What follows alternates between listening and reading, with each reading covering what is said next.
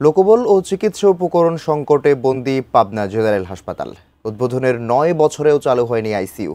কাজে আসছে না অত্যাধুনিক এক্স-রে ও সিটি স্ক্যান মেশিন। প্রত্যাশিত চিকিৎসা সেবা পাচ্ছেন না রোগীরা।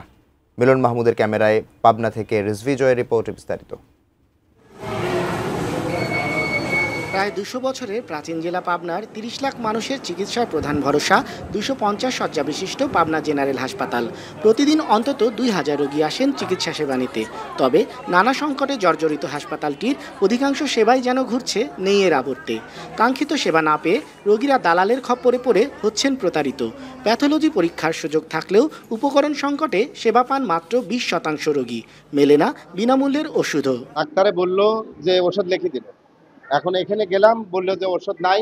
একটা টেস্ট করলো আর আমি আরেকটা কথা বললাম, তো কয় কি এখানে কালি পুড়ে গেছে, বাইরে থেকে করা লাগবে। তো দেখা যাচ্ছে মেশিন দিয়ে গেছে, কিন্তু আমার পর্যাপ্ত রিয়েজেন্ট সাপ্লাইয়ের অভাবে ওইগুলো টেস্ট করতে পারতেছি না। ২০১৬ সালে সাড়ম্বরে উদ্বোধন করা হয় হাসপাতালের আইসিইউ ইউনিট।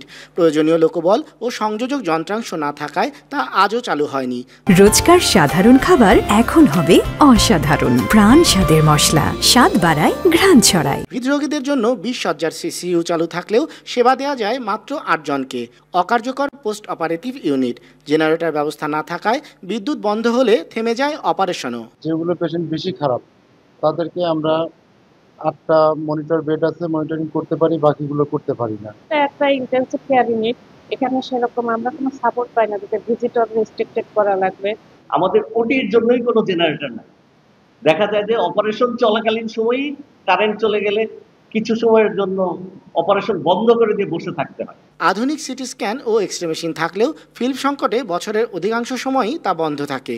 ফলে মস্তিষ্কের রক্তক্ষরণ সহ গুরুতর রোগীদের পরীক্ষায় সময়ক্ষেপণ ও বাড়তি অর্থ খরচে জীবনের ঝুঁকি বাড়ে। বিভিন্ন রকম যে সেবাগুলো থাকে, আমাদের এক্স-রে থাকে, ইসিজি থাকে, এগুলো আমরা পর্যাপ্ত পরিমাণে পাই না। বাজেটের যে একটা সমস্যা রয়েছে, আমরা দেখা যায় যে যা কিনি সেটা আমাদের খুব অল্প দিনের মধ্যেই শেষ হয়ে যায়। প্রয়োজনীয় বরাদ্দের অভাবেই যত সব সীমাবদ্ধতা স্বীকার করছে কর্তৃপক্ষ। ২ মাসের মধ্যেই আমাদের সেই বরাদ্দ যে ট্রেনগুলো সেগুলো শেষ হয়। পরবর্তীতে নতুন কোনো বরাদ্দ না পেলে আমরা তখন বাধ্য হয়েই আমাদের করতে পারি না। রিজভি জয়, এটিএন নিউজ, পাবনা।